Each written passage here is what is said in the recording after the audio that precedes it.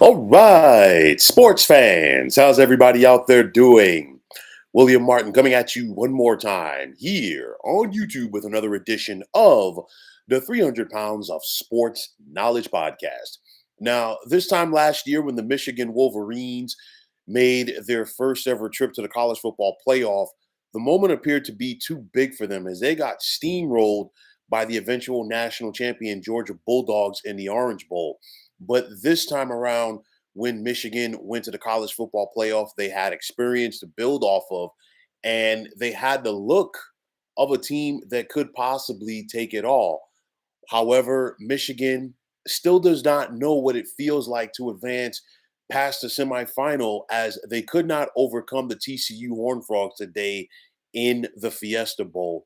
Now, this was a very exciting game. And of course, you just think back to that second half, and it was just like two heavyweight boxers rather, just throwing haymakers, going at it. But I think TCU dictated the pace early on, and in doing so, they beat Michigan at their own game. You go back to the opening drive of this contest, Donovan Edwards exploded for a big run for Michigan, and he was stopped inside of the 10-yard line. Michigan moved the ball. They got the ball down to the 2-yard line. Jim Harbaugh decided to go for it on fourth down, and Michigan was stopped. But the Wolverines got away from what made them great. And that was being physical, that was running off tackle, that was running right up the middle. They got cute. And every time that they got cute, it came back to hurt them today. You think about it. Michigan miscues along with a solid TCU defense. Two pick sixes get returned for a touchdown off of the arm of JJ McCarthy. I just talked about Michigan's opening drive coming up empty there. The big pass play, and of course, the controversial call. Was it a touchdown or was it not? It would have made the score 14-10 in the first half. And on the very next play, Michigan fumbles and TCU recovers. And again, on that fumble, instead of the Wolverines sticking with JJ McCarthy on a quarterback sneak or a handoff to Donovan Edwards, you try to switch it up and go to the fullback, and he never had the ball. These are the type of things that really did in Michigan. They were down 21-6 at the half, and they really came out and started off strong in the second half, got it down to 21-16. But it just seemed like every single time today that Michigan made it close, got it down to single digits. The crowd was back into the game. The momentum was there. TCU found a way to make a play. You think about it, Michigan had rattled off the first 10 points of the third quarter to cut it to 21-16. Then TCU quarterback Max Duggan is able to buy enough time to make a big passing play. Then before the Wolverines defense could even blink, running back Amari DiMarcado punches it in. Right after that, D. Winters, who had a phenomenal game today, had to pick six to make it 34-16. Michigan came right back, but then as soon as they got it to 34-22, TCU comes right back again and scores a quick touchdown to make it 41-22.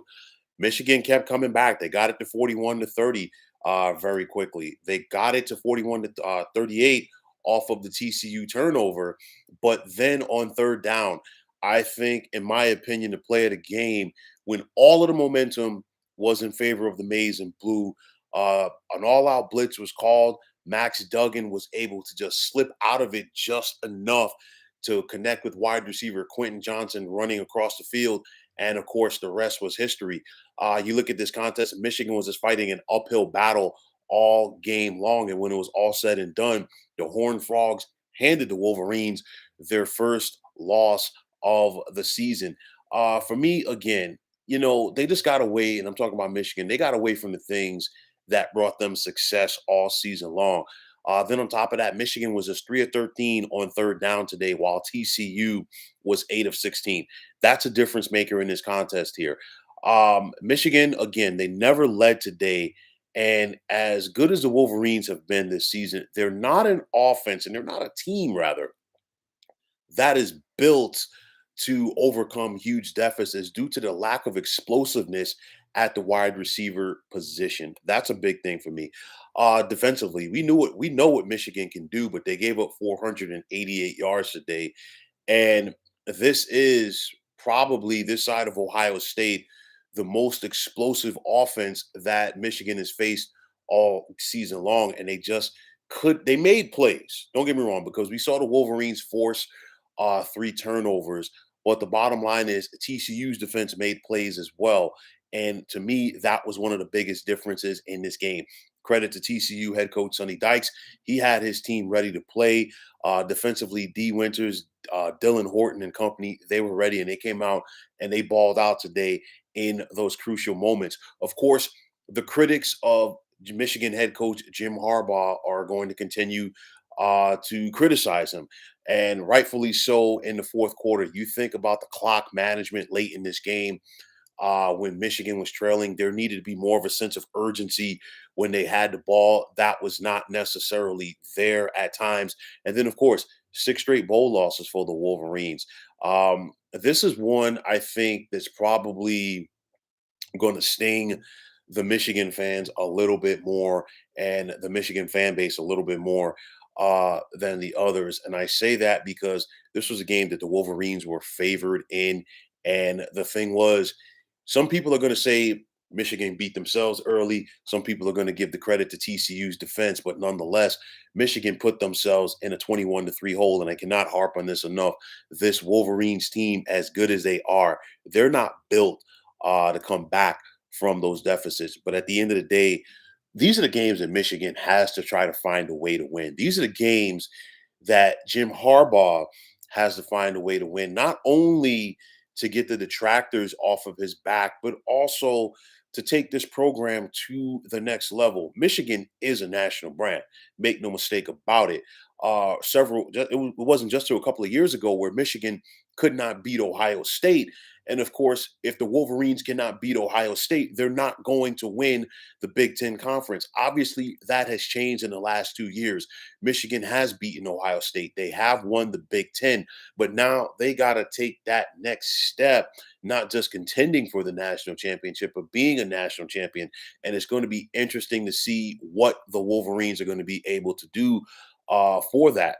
Now, on the flip side, for TCU, the dream season continues for this program. I mean, I don't think there anybody outside of TCU's program coming into this season really thought that the Horned Frogs had what it take to win the Big 12, get to the college football playoff. Oh, excuse me, not well. They won the Big 12 in the regular season. They obviously lost to K State in the Big 12 championship game, but nonetheless, get to the college football playoff. And now they are just 60 football minutes away from winning the national championship. But you know what? At the end of the day, like I've talked about it for the past couple of weeks, TCU, they were walking that fine line at a razor's edge. And I think all of those close games helped them in this one because we saw resiliency on both sides today because Michigan didn't give up. They kept coming back and TCU kept finding a way to answer. So that right there is definitely some of the characteristics needed on a championship ball club. Now, make no mistake about it, TCU, they're going to be the underdog regardless who they play next Monday at SoFi in Inglewood, whether it be Georgia or Ohio State. And of course, those two juggernauts are slugging it out right now as we speak in Atlanta. Also, it's going to be a situation, the health of Kendre Miller. We saw him go out early on in this ball game today, but nonetheless, TCU was able to rely on his backup, Amari DiMercato, and he had some big plays today. But getting back to TCU being the underdog, they're accustomed to it because they've had their doubters all season long, and it seems like TCU just knows how to rise to the occasion. So ask yourself, what's next for Michigan? Obviously, Harbaugh has done a good job recruiting linemen. He's taken that from, of course, his father, Jack, as well as former Michigan coach, the late, great Bo Schembechler, building a team within the trenches. And that's what Michigan football is all about. We've seen the Wolverines get quality running backs as well. We're seeing them get quality defenders. But the thing that is going to take this Michigan program to the next level, they have to find speed and they have to find playmakers at the wide receiver position. That is the one thing right now, in my opinion, that is hindering this program. And you think about the Michigan program throughout the years, they have had some of the biggest names in college football play for them at the wide receiver positions. And you think about the lineage of the vintage number one for Michigan with the likes of Anthony Carter and Braylon Edwards, just to name a few. You think about Desmond Howard as well, Amani Toomer. We could just go right down the list of some of the quality wide receivers that this Michigan program has produced over the years. That is something that the Wolverines have to get back to if they're going to be able to take that next step as a football program. On the flip side for TCU, I think this is just going to help their case with Sonny Dykes as far as recruiting in the always fertile state of Texas. And it's going to help this team going forward in the revamped Big 12 conference. So I'll tell you like this, TCU is definitely going to be an underdog. I'm not going to write them off going into the national championship game because, again, we need to see the availability for Kendre Miller and the way that Georgia and Ohio State are going at it right now.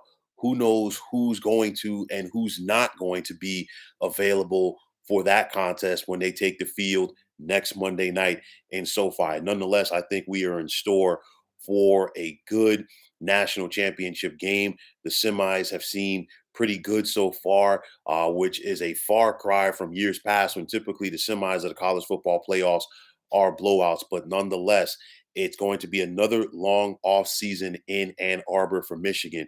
You get to this point, you're 13-1, and your last game of the season was a loss. So, regardless of all of the good things that Michigan accomplished this year, and they accomplished many good things, this is definitely going to leave a bitter taste in their mouths. And just like it fueled them last year after getting blown out by Georgia in the Orange Bowl last year. I think this is going to fuel this Michigan program to come back even stronger for next season. And of course, for TCU, Sonny Dykes just continues to establish himself in Fort Worth with the Horned Frogs. But nonetheless, this was a thriller at the Fiesta Bowl today. It was kind of like the old holiday bowls, if you will, at Jack Murphy Stadium that were always known for their offense. But nonetheless, the Wolverines came up short, and the dream season ends for them while TCU is going to be rolling west to Inglewood for the national championship game. So, folks, that is going to wrap it up. And as always, I want to take this time out to thank you for tuning into the 300 Pounds of Sports Knowledge podcast here on YouTube. I want to take this time out to thank all of you fine folks out there for tuning in. And if you have not already, please feel free to subscribe to this channel. Now, if you're on Twitter, please feel free to follow me at 300 Pounds of Sports. And like I always say, if you follow me, it'll be my pleasure to follow you right back. There's also the sports discussion group on Facebook at the Sports Depot 365. Now, you can check it out. Drop a line and be a part of one of the better sports debating sites going on social media. So, once again, fine folks, my name is William Martin. I am signing off, saying take care and have a happy new year and have yourselves a wonderful day.